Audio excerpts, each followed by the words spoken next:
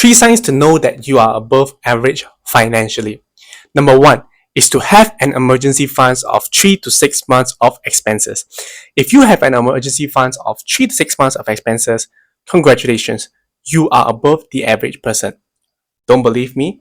Try and ask different people around you, friends or family from different industries. The reason is simply because most of them do not know how to track their expenses or simply do not feel the need to. So you may ask why that you need to have an emergency funds. Imagine if you have a bonus check of 10,000 today. What would you do? Invest some of it or invest all of it? Is that a tough decision to you?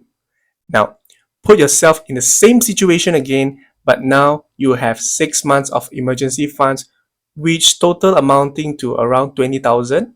That covers all your expenses such as your utilities bill, a layoff happen, or a flat tire. Does that put you in a better state of mind and provides you confidence now to decide on how to spend that bonus? See, this is why an emergency fund is important. It not only gives us confidence, but it allows us to spend or invest without deciding with our emotions. And instead, we are deciding with facts. So if you want to know how to check your expenses by using a budget, do check out the link down in the description below. The second point is to live on less than you make. So how much income do you take home in a month after tax and other deductions? How much do you need to survive? How much are you saving? If you can answer these questions, you probably have a budget and that is already above the average person. The budget not only allows us to track our expenses, but it also gives us permission to spend and to live a life.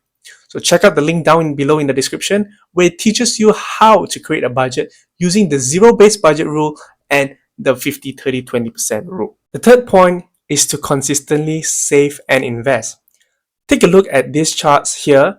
Studies found that most of us Malaysians save less than 500 ringgit a month, and even 23% of us don't even save a single cent in a month. So what does that mean? Is if you are saving 500 ringgit, you are already in the top 30%. However, I'm not here to shame those that do not save. It may be due to different circumstances and environment that each individual is brought up, such as like they're responsible in paying off their parents' debt or helping their siblings continuing their studies. Not all of us are fortunate enough, and everyone's starting point is different. But I want you guys to acknowledge that you need to save and invest consistently. Be it even a small amount, just start saving. Although the ideal is to get to 20% of your take-home income, slowly work your way up. As your knowledge increases, your income will too. I personally save and park my emergency funds in Versa, which is regulated by the SC Malaysia under Affin Hwang Asset Management, which provides 4% interest with no lock-in period. So you may use my referral code for Versa if you too want to park your emergency funds. Now, I also do invest in stocks and ETFs, which comprises a certain percentage of my assets. So if you want to know more about my investments and my own personal finance, don't forget to like and subscribe, and I'll see you next time.